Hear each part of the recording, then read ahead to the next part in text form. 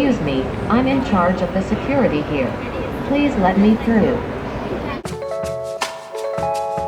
Today we invite you to explore EXPO 2020, and here we are in Dubai, United Arab Emirates. Guess what? Lithuania participates here as well, among all the other countries except for North Korea. So here we stand with Austėja Brasiūnaitė, who is head of events of Lithuanian pavilion, and we'd like to hear more what can be seen if one chooses to visit Lithuanian pavilion and to spend some time here. Really, thank you for having an interest in Lithuanian Pavilion. So first of all, Lithuanian Pavilion is called Openarium, which indicates that it is an open and inviting space to have time to get to know Lithuania and so on. So young architects from Lithuania decided to show how, let's say, historical construction material like wood can be used in modern way. So you can see a huge entrance portal, which was actually brought from Lithuania, just as solar panels on the rooftop of our pavilion. When we enter the pavilion, the inviting place, we can say it is entrance space. So we have 4 screens, which indicates what is Lithuania, where is Lithuania, religion, currency, some basic facts about history, and so on. Because in this region, Lithuania is definitely unknown, and majority of visitors don't know where it is and never heard of it. So you definitely need to say very basic facts about it. Later, we have a wooden map of the world, and where we indicate like where Lithuania is geographically. So you would imagine that it is a Northern Europe country. So this helps to just imagine where it is. And exposition, I would say the main thing that captures a visitor's attention is the greenery. It's the landscape that we exhibit, because coming from Arabia Sands and this region, you definitely miss greenery, which we have in Lithuania. And here we show that we have a lot of lakes, we have rivers, we have huge forests, and very cool and normal climate. So we're definitely enjoying that, because a lot of people just seeing our nature is definitely tempted to come to Lithuania to experience, because here during the summer is definitely too hot. So we invite everyone, if you're afraid of cold, you don't want to experience cold Lithuanian winter, so please join us during our very nice and cool summer. So when you enter the exhibition, we have 4 stands which represent natural treasures. So it is natural mineral water, it is organic food that is grown in Lithuania, it is amber, and also honey. So all these 4 is very important here. So we definitely wanted to show how sustainable we are and what long traditions of, let's say, beekeeping or amber we have in the Baltic countries. Second part of the exhibition is our technological equipment or technological things that we wanted to represent from Lithuania. So we have the smallest Burj Khalifa made with laser by Femtika. They generally make nano objects for biomedicine uses, but here they made something very joyful, let's say, because for many Arabs it's very funny to see smallish Burj Khalifa when you know that like in 50 kilometers you can find the real one, which is huge. So then we exhibit Virginijus Šikšnys, professor from Lithuania, discovery, genetic scissors, which allows you to actually cut out the ill part of DNA chain and to replace it with a new DNA that doesn't contain any diseases. Then we have another exhibit with the DNA. It is made by young Lithuanian genetics in Genomica. And the idea there is that DNA is an eternal USB key that can be used for containing any kinds of information. So they have synthetic DNA made in laboratory, and you can put anything. But like here, we offer and we ask our visitors to scan QR code, go into their site, and actually leave a review or maybe best wishes for Lithuania, which later will be encrypted in this DNA, and the capsule will be given as a gift to our ambassador here in Abu Dhabi. So this way we have a legacy of Lithuania's participation here in this world-class exhibition. Later we present a solar panel sector of Lithuania, because we're definitely very strong in this sector, and it is very important also for this part of the world. Then we have a food printer We call it also space food because it definitely has a lot of attention from media and visitors. So basically the idea is that you deep freeze the vegetables or fruits and then you smash them, you put them in the printer and printer makes the cubes. So it can be very different sizes or very different colors cubes that taste also differently. This way the food is contained sustainably for long months, and also it's very good for as a dietary, because if you eat at least 2 or 3 of these cubes, you definitely feel already quite full. Then we have a Lithuanian laser technology presentation. The idea is to represent that in such a small country, in Lithuania, is made a lot of lasers.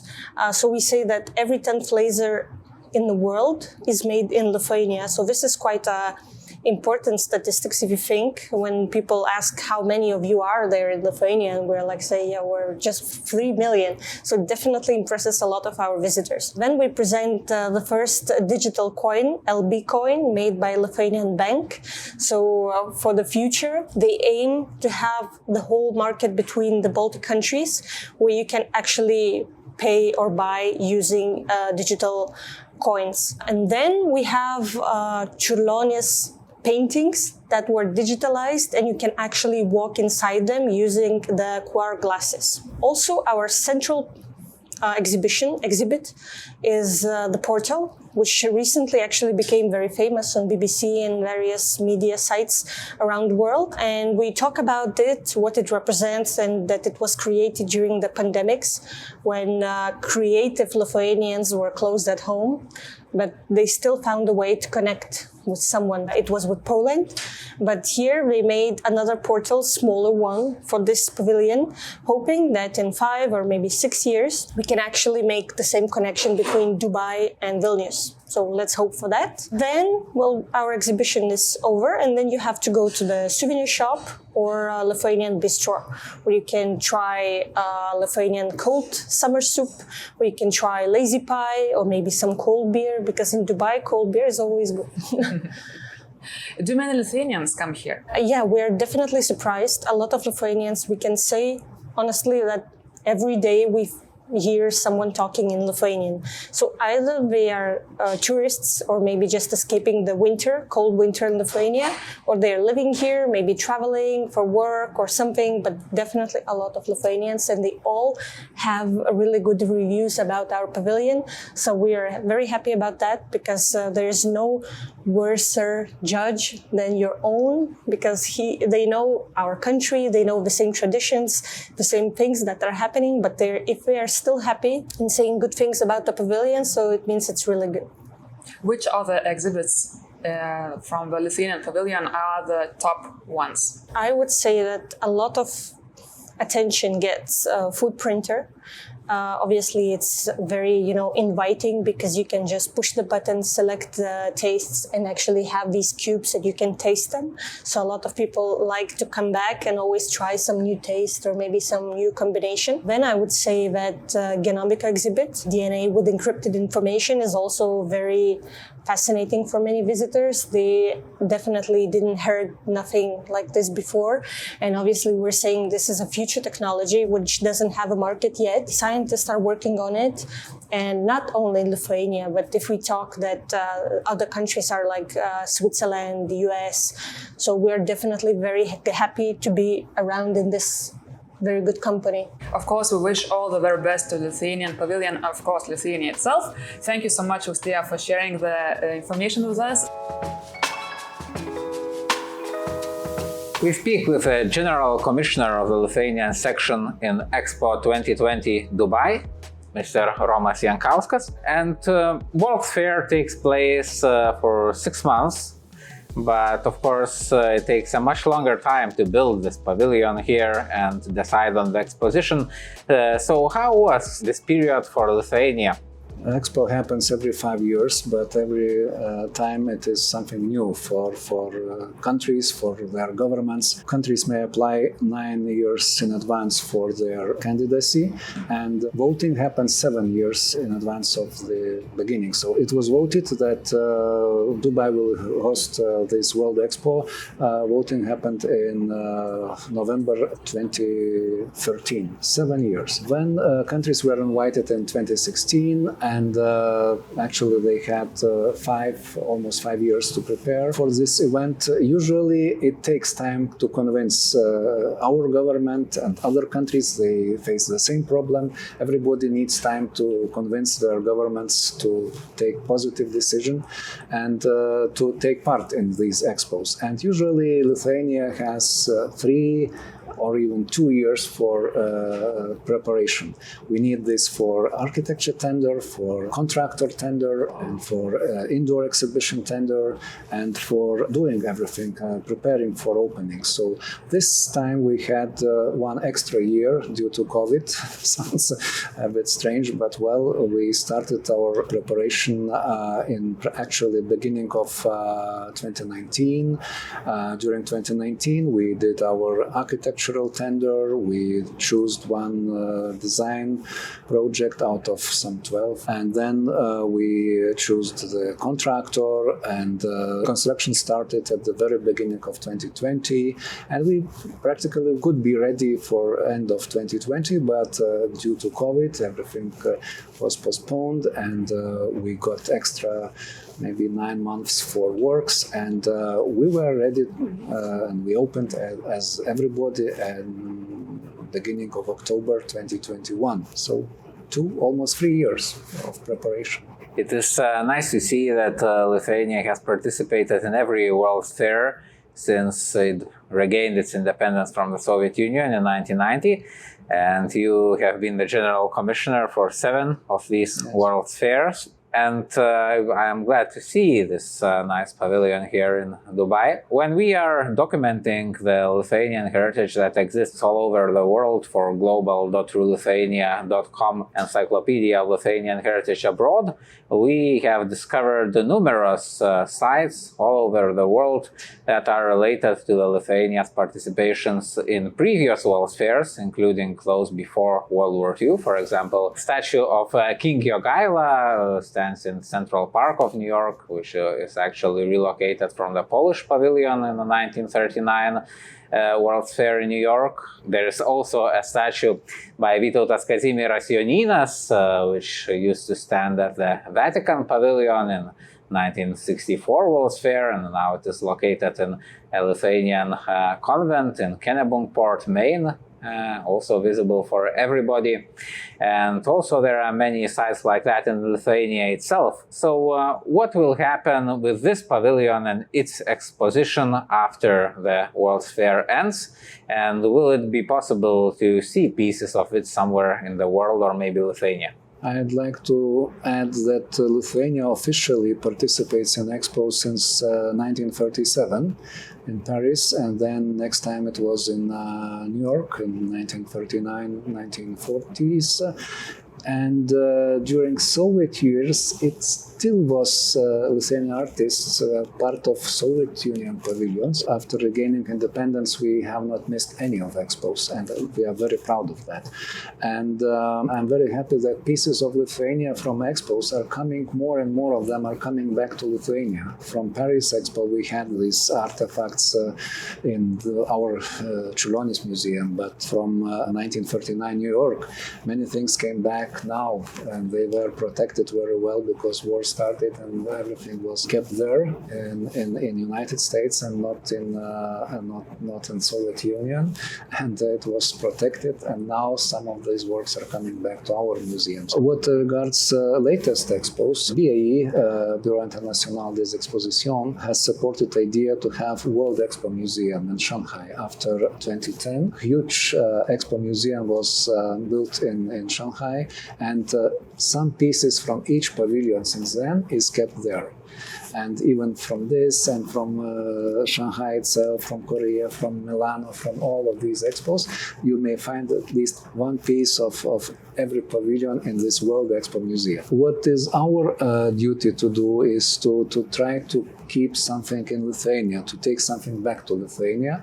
And I believe that we will secure something from this pavilion, which looks really nice, and these window shutters, or the entire wooden structure, or maybe this portal mock-up which we have in the central part of our indoor exhibition, may come back to Lithuania and be kept for future.